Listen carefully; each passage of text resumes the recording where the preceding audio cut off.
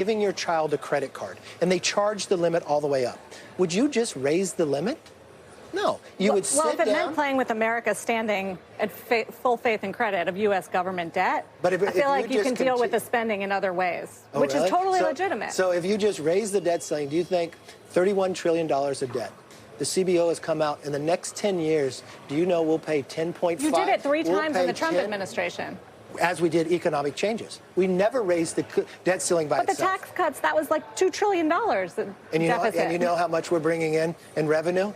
On average, in the 50-year average in America, you bring 17% of GDP.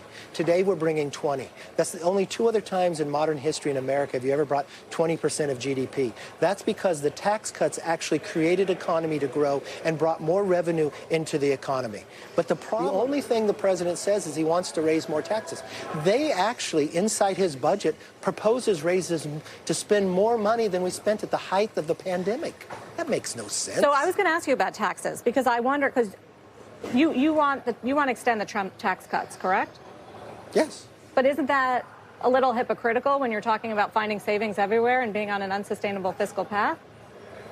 How's that hypocritical when it's bringing tax in cuts, 20%? tax savings? Really?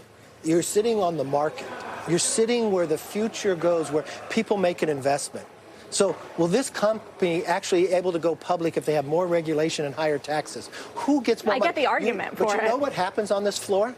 People make an investment and it pays for their pension. People make an investment to pay for their kids' education. And you know why these companies come here? Because this is the place to grow. But right now we're finding with competition, with higher taxes, with higher burdensome regulation into the administration, that they're not always coming to this market.